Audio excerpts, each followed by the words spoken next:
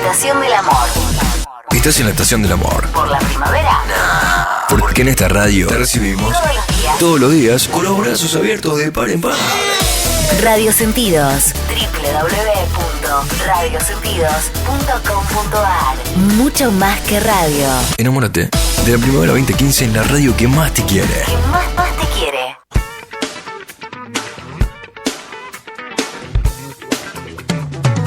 Desde Buenos Aires, Argentina, comienza Deja Fluir con Pato Mir.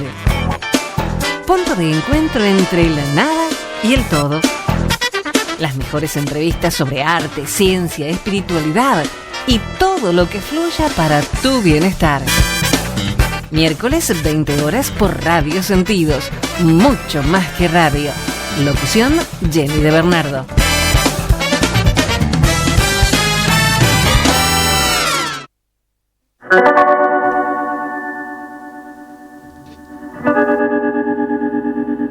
Tú me haces falta como el sol en el verano, diploma en el graduado. Bienvenidos amigos y amigas a esta nueva emisión de Deja Fluir. Estás viendo y escuchando www.radiosentidos.com.ar. Mucho más que radio.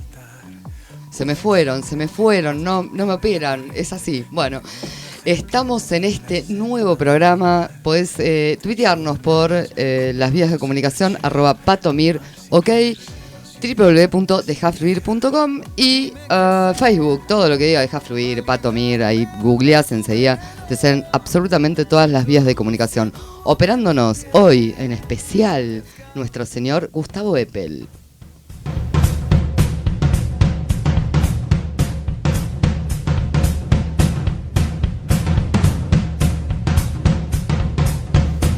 Bueno, hoy tenemos un programón, tenemos un invitado de lujo, un placer. Estamos con Eduardo Caley. A ver, de todo has hecho, Eduardo. Editor de la famosa, trabajás en la editorial Kier, la parte editorial. Ex productor de televisión. Sí, ex productor de televisión. Y hoy venís a hablar, aparte de todo esto, que es un lío, esta entrevista, de la Fundación TESA, Programa Medio Oriente. Así es. Bien, bájame la musiquita, gracias.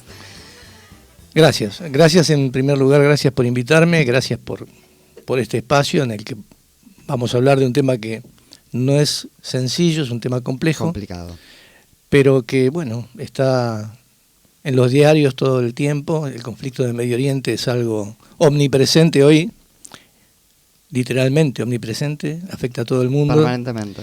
Y bueno, pero yo quiero comenzar la entrevista porque quiero saber esto de productor de televisión, escritor, guionista, editor. ¿Cómo llegaste? Un largo camino, ¿no? Sí. Lo vamos a ir resumiendo. ¿Cómo llegaste a interesarte por Medio Oriente, a participar, ser miembro de la Fundación TESA? ¿Cómo llegaste ahí a ese punto? Bueno, en realidad yo empecé a trabajar en lo que podríamos denominar la industria cultural, ¿no? A fines de la década del 80 en una productora que además era una de las empresas más importantes en el área del home video, en la época del boom del VHS. Ahí ¿Año? 88, 89, ahí arranqué.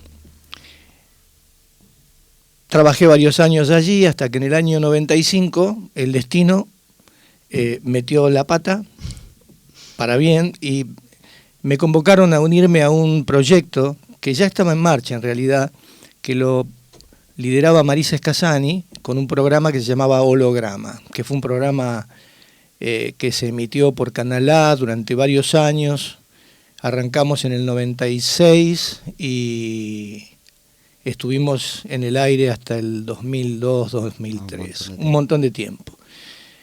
Yo fui productor de ese programa, armamos un estudio de televisión y hicimos un programa cultural que tenía como eje mostrarle a la gente el pensamiento de vanguardia, pero no hablando de los líderes o los referentes, sino escuchándolos a ellos. Entonces, como por ejemplo, tuvimos ciclos sobre Jung, en donde Jung hablaba.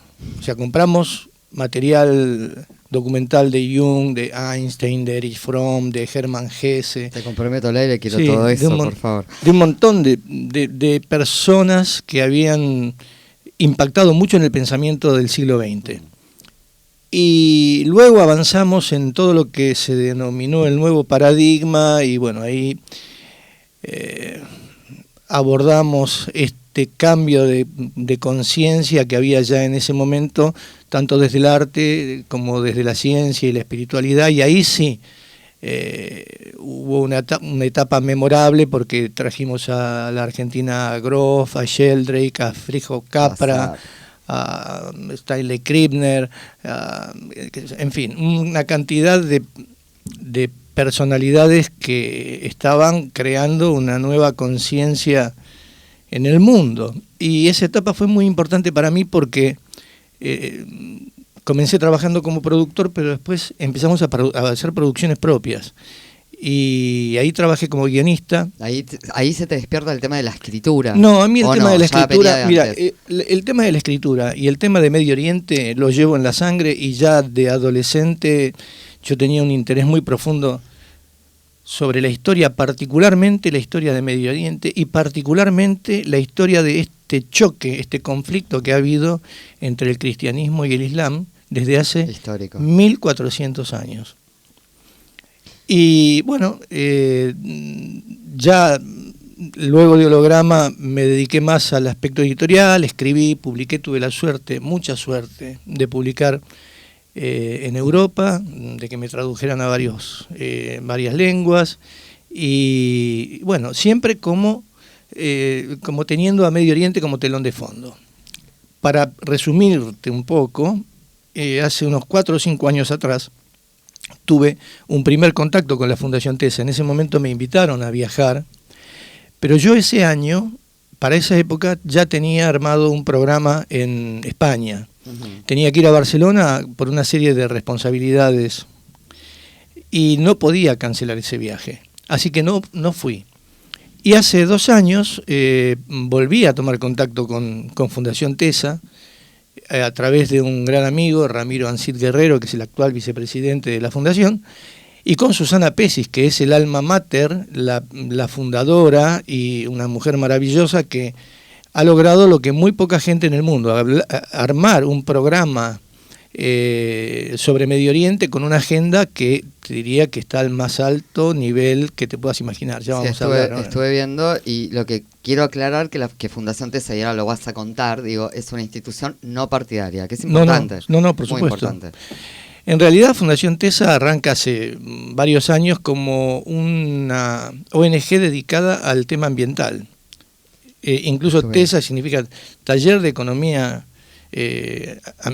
Ambiental. Sí. Sustentable ambiental. Pero en un momento determinado, Susana, muy, muy preocupada por la cuestión de Medio Oriente, comienza a organizar estos viajes que en un primer momento comprendían Israel y Palestina, o sea, se iba a Israel y a los territorios ocupados. Y los territorios bajo el control de la Autoridad Nacional Palestina. Bien. Después, hace 3 años, se incluyó Turquía y finalmente hace 2 años se incluyó Jordania. Yo participé por primera vez en el año pasado, fui como becario en el 2014 y ya este año fui como coordinador ayudándola a Susana en la organización del viaje. Ahora, ¿qué promueve la Fundación? ¿Cuál es el objetivo de la Fundación TESA? Nosotros creemos que uno de los temas menos comprendidos en Occidente es justamente la situación de Medio Oriente. Y me voy a explayar un poco en este tema porque creo que aquí está el núcleo para entender qué es TESA. Yo siempre cito a un historiador norteamericano que es muy viejito, todavía está vivo, Huston Smith, que escribió un libro, un bestseller increíble que se llama Las religiones del mundo. Y él suele decir que nuestro vecino inmediato es el Islam. y prácticamente no lo conocemos. Si vos te parás frente a un mapa y analizás toda la frontera de Occidente, te vas a dar cuenta que lo que tenemos enfrente es el Islam. Todo el norte de África, el oriente mediterráneo, Rusia tiene frontera con países islámicos, considerando a Rusia dentro del espacio cultural occidental también, ¿no? Sí, claro. Entonces, en esta larga frontera que tenemos con el Islam, desde que surge en la historia, con el profeta Mahoma y el Corán, en todo momento hubo conflicto en algún punto de esa frontera. Y pese a esa vecindad permanente, somos dos vecinos absolutamente desconocidos el uno para el otro. A lo largo de todo ese tiempo, y llevamos 1400 años de historia como vecinos, hubo un flujo y un reflujo, invasiones hacia un lado y hacia el otro, porque hablamos de las cruzadas, pero bueno, ellos estuvieron a punto de conquistar a Europa, los detiene Carlos Martel en la batalla de Poitiers, luego lo intentan por Europa Oriental y 2 veces son parados los turcos, la última a las puertas de Viena, los para Sobieski en la famosa batalla de Kahlenberg. Entonces, a lo largo de todos estos siglos hemos estado en conflicto. Y hay un teólogo, fallecido hace unos años, que yo lo tengo como uno de mis autores de cabecera, que es Raimon Panikkar, que explica esto. Y yo creo que esto es fundamental para entender la naturaleza de este conflicto. Tanto Occidente, digamos, Occidente como espacio cristiano, religioso, hablemos en términos de religión, como el Islam, tienen una característica que los hace iguales y por lo tanto casi incompatibles. El cristianismo se considera a sí mismo una religión universal. Sí. De hecho, hay en el cristianismo una vocación de conversión. O sea, el cristiano, ¿qué hace? Manda misioneros a la India, a África, bueno, ha ido avanzando a lo largo de la historia, tratando de captar más almas, más fieles. Pero a su vez, el cristianismo tiene una particularidad que se considera una universalidad universalizable. Ahora, ¿qué ocurre del otro lado? Cuando uno analiza el Islam, en el Islam pasa algo parecido. El Islam tiene vocación de conversión también. Y es muy fácil convertirse al Islam. Fácil en el sentido de que simplemente tenés que aceptar los 5 principios, los 5 pilares que determina el Corán. Y también se considera una universalidad que pretende ser universalizable. Entonces, estamos en presencia de dos concepciones del universo que son universales y universalizables. Es obvio de que si no establecemos puentes y canales de diálogo permanente, vamos a estar en un choque perpetuo. Eterno. La cuestión de Israel es otra cosa, no tiene que ver con lo religioso. El judaísmo no tiene vocación de conversión. No vas a ver rabinos que vayan a tratar de convencer a otro que se haga judío. No. Pero sí lo ves fuertemente en el cristianismo y sí lo ves fuertemente en el Islam. Entonces, esto a nivel religioso. Claro, pero aún estando nosotros en una sociedad que se ha secularizado mucho, en donde la religión está, digamos, ya separada del Estado y hemos tenido procesos culturales importantes que han ido modificando y recreando la imagen de Occidente, tenemos una raíz muy profunda en el cristianismo, con una fuerte influencia del judaísmo y una fuerte influencia del mundo clásico, especialmente de Grecia y de Roma. Fíjate que vos que Estatuto de Roma, me estoy acordando.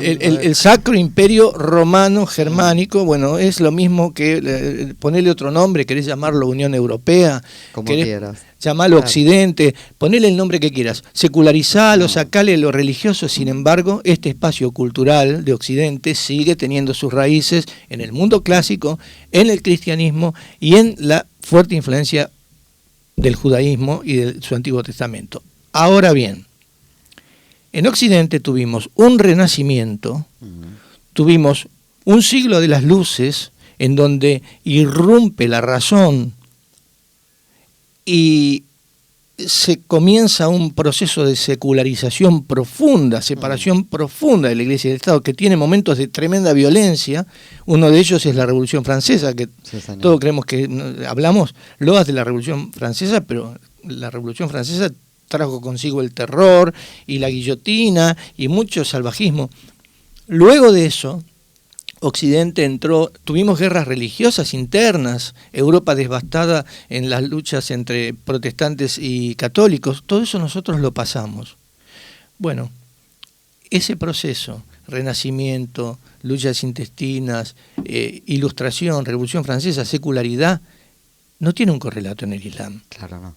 Pero sí, lo que tiene es una fuerte pelea interna entre distintas corrientes, que es lo que uno entiende, termina de entender cuando va a Medio Oriente. No todos los musulmanes son iguales, no porque unos sean buenos y otros malos, por supuesto que hay buenos y malos en todas las cosas, pero el Islam está profundamente dividido y gran parte del conflicto que en este momento estamos viendo en Siria y en Irak tiene que ver con esta violencia intraislámica entre distintas facciones. Ahora, ¿esto se va a poder modificar algún día?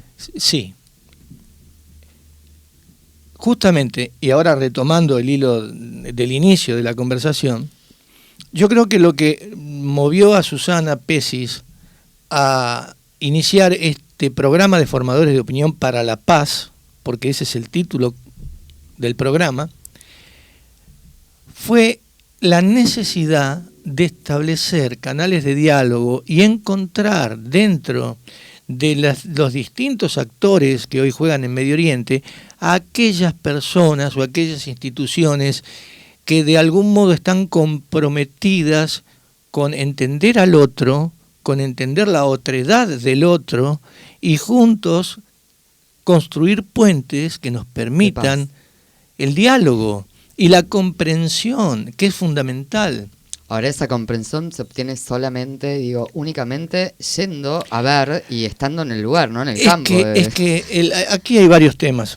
Porque uno puede hablar, yo al menos, Patricia Mira, te puedo hablar de Medio Oriente, pero desde acá, desde claro, pero lo que pasa es que hay una serie de cuestiones. Mira, vivir la experiencia, estar en el lugar. Lo primero que hay que entender es que Medio Oriente es un lugar en donde juegan muchos intereses externos y locales.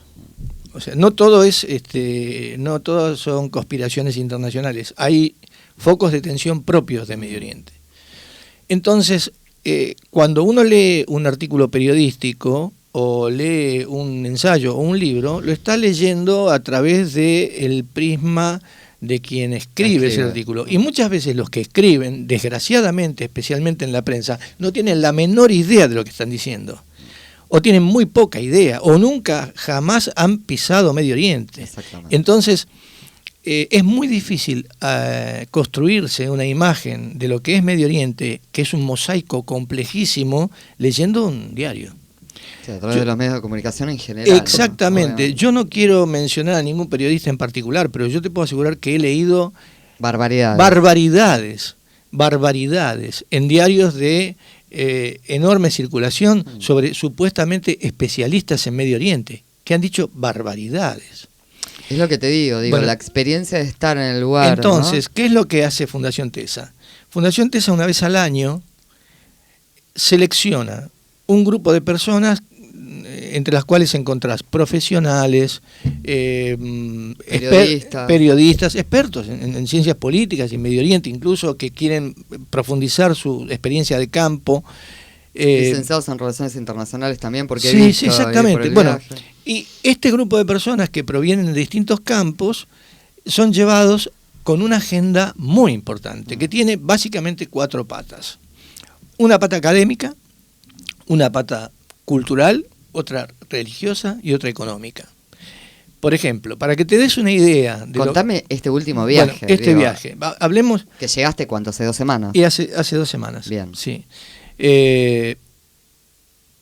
Estuvimos este año en particular en 3 universidades. En Israel estuvimos en la Universidad de Tel Aviv, pero no fuimos de visita a la Universidad de Tel Aviv. Es una jornada académica en donde vos tenés la oportunidad de escuchar 2 o 3 ponencias de personalidades que tienen un reconocimiento internacional respecto de lo que te están hablando. Expertos del tema. Obviamente. Expertos del tema. Luego estuvimos en la Universidad Hebrea de Jerusalén, en donde también ahí tuvimos no solo una actividad académica importantísima, sino que estuvimos en el Instituto Truman para la Paz, que es una de las organizaciones más importantes a nivel mundial en la búsqueda de la paz, no solo en Medio Oriente, pero principalmente en Medio Oriente. Después voy a volver sobre el Instituto Truman por un tema muy, muy específico. Te lo voy a recordar. Sí. Y luego estuvimos en Turquía, en Estambul, en la Universidad Koç, en donde tenemos ahí a uno de los coordinadores de Fundación TESA, que es Ariel González, un politólogo excepcional, que se está especializando justamente allí en todo lo que es la política, no solo de Turquía, sino de la región, Azerbaiyán, el Cáucaso, bueno. Y también ahí en la Universidad Koç tuvimos una actividad muy importante. El año pasado pudimos incluir la Universidad de Amán, en Jordania, también, en donde tuvimos una exposición magnífica de una persona, un hombre, el rector, que anteriormente fue ministro de Cultura de Jordania. Claro. Entonces, ahí tenés una pata académica, y resalto esto de académica, porque un periodista o un líder de opinión puede darse determinadas licencias respecto de temas específicos y delicados, pero un académico no. Estamos ahí en presencia de grupos de investigación que saben mucho del tema y viven prácticamente, dedican su vida a investigar sobre el terreno lo que está ocurriendo. Entonces esto es muy importante. La segunda parte es religiosa. Nos reunimos con líderes religiosos de la región. Entre el año pasado y este año, bueno, hubo ahí un proyecto que nació y que floreció finalmente con la Casa de Abraham, Casa de Abraham, que después quiero comentarte sí, qué por es. favor. Pero bueno, hemos estado con el Gran Muftí de Estambul. El Gran Muftí de Estambul es el líder espiritual de los musulmanes turcos, uno de los más importantes. Pero también estuvimos en el Instituto Interfe de Jordania, donde estuvo el Papa Francisco el año pasado. Cuando él hace su gira a Medio Oriente, uno de los puntos que toca es el Instituto Interfe de Jordania. El Instituto Interfe es una institución civil que está, digamos, bajo jurisdicción de la monarquía hashemita jordana, y que en el año 2005 produjo un documento extraordinario que se llamó el Mensaje de Amán. El Mensaje de Amán es un documento firmado por el rey Abdullah, el actual monarca jordano, en el que él condena de manera taxativa y muy clara a todos los movimientos ultraislámicos de carácter terrorista. Y él lo dice con todas las letras: esto no nos hace bien, esto hace un gran daño al Islam, esto no es el Islam, y por lo tanto hay que clarificar en la sociedad de que estos grupos no nos representan. Jordania es un país que Dios lo preserve, porque está rodeado de conflictos, pero bueno, ellos de algún modo encuentran en Israel un aliado, porque, y esto lo he escuchado de boca de un líder jordano de un muy alto nivel, que dijo claramente: si no estuviese Israel, Jordania hace tiempo hubiese desaparecido, y si no estuviese Jordania, los tanques iraníes estarían en la frontera al otro lado del río Jordán. Entonces, todo esto, que de lejos se ve como un blanco y negro, como que de un lado están los árabes y del otro lado están los judíos, cuando vos vas poniendo la lupa y la vas acercando, te das cuenta que no todo es tan así, que hay grandes proyectos en desarrollo que tienen que ver con cooperación entre Israel y algunos países árabes, y que obviamente los árabes tienen un grave problema interno, que es su división entre sunitas y chiitas, que es en definitiva una causa de conflicto permanente. O sea que esa segunda pata es la pata religiosa, en donde tratamos de establecer canales de diálogo interreligioso. Luego hay una pata, como te comenté, cultural, porque tomamos contacto con diferentes entidades y asociaciones culturales, incluso el periodismo, tanto este año como el año pasado, tuvimos oportunidad de estar con periodistas, con personas que viven la guerra muy de cerca. Corresponsales de guerra también. El año pasado estuvimos con 3 corresponsales de guerra, que cenamos de manera muy reservada, porque Turquía es un país muy complejo, donde el gobierno es muy omnipresente, pero logramos reunirnos con ellos sin presencia de funcionarios de gobierno, y bueno, nos comentaban ya hace un año atrás lo fácil que era para ellos pasar de Turquía a Siria o de Siria a Turquía sin ningún problema. O sea que una realidad muy compleja, muy compleja. Bueno, asociaciones culturales de todo tipo y también una pata económica, porque una de las maneras más te diría directas de conocer una cultura o un país es su economía, o cómo se manejan sus intereses económicos. Entonces tuvimos reuniones con organismos o asociaciones empresariales tanto en Jordania como en Turquía, y en Israel tuvimos una serie de reuniones muy interesantes. Y también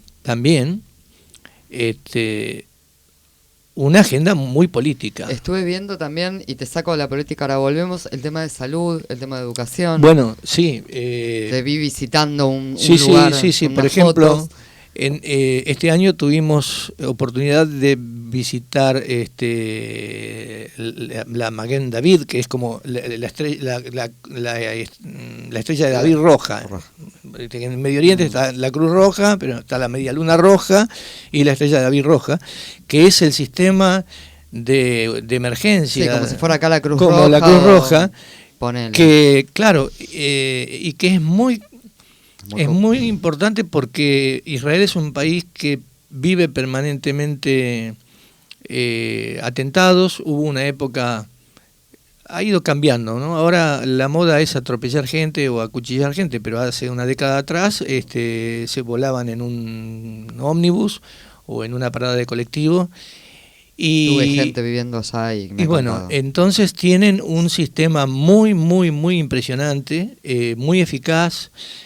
Trabaja mucha gente. Tuvimos oportunidad de visitar ese centro de monitoreo, desde el cual se maneja prácticamente toda la red de emergencia de Israel. Claro. Y estuvimos también en el hospital Igilov, que es un hospital con una tecnología impresionante, que incluso está preparado para un ataque nuclear, y pueden trasladar toda una planta enorme, imagínate una manzana, por decirte un tamaño, a un subsuelo, y es muy impactante ver un hospital en donde pasás por puertas que están preparadas para ataques nucleares. O sea, son puertas de acero muy anchas. Esto lo vimos también en Cancillería el año pasado. Tuvimos una reunión con Modi Efraín, que es el director. Va a venir ahora, Modi Efraín viene a la asunción de Mauricio Macri. Sí, él es el director de Cancillería para América Latina, que es el que nos recibe cuando vamos. Así que te vas dando una idea del nivel. Seguro. Bueno, nosotros estuvimos en Israel con él, estuvimos con el presidente del Likud. Claro. También estuvimos con representantes de otros partidos políticos. Pero es muy loco ver eso, ver un país que está preparado. Bien preparado. Está preparado para una desgracia permanentemente. Bueno, te decía, el año pasado en su cotidianeidad, ¿no? Obviamente. Cuando tuvimos la reunión en Cancillería el año pasado, llegamos en un momento político inoportuno. Había renunciado una ministra. Entonces nos recibieron en un lugar que no era el que estaba en principio previsto, que era un búnker en un segundo subsuelo, también al que llegabas por un ascensor blindado y entrabas por unas puertas enormes que se cerraban con como si fuera una película, tal cual. Tal cual. Entonces, esto no lo lees en el diario, esto no, o sea, no, estar en ese lugar y que te expliquen, y luego salir de ahí e ir a otro país totalmente distinto Opuesto. como Jordania y encontrarte con una cultura diferente, una comida diferente. La comida son primos. Más o menos. Pero una manera de pensar distinta. Un lugar muy complejo para la mujer, muy complejo, casi te diría para nosotros incomprensible. Y con una forma de pensar y de ver la vida totalmente distinta. Que nosotros nunca lo vamos a entender, por más que... Pero ese es el error, creer que nunca lo vamos a entender. Si nosotros no hacemos un esfuerzo, pero realmente un esfuerzo... Pero a través de una información... Claro. Y si ellos no hacen un gran esfuerzo para entendernos, es muy difícil resolver este conflicto, porque son dos cosmovisiones distintas, son dos culturas distintas, claro. Son dos formas de pensar distintas y dos tiempos en la historia distintos. Vamos a ir a una tanda y quiero, ahora cuando volvemos, vamos a una tanda, me lo exigen, así que voy a tener que cortar el tema. Quiero saber cómo se puede unificar esto. Digo. Bueno, a ver, listo. no te vayas, ya seguimos con más de Café.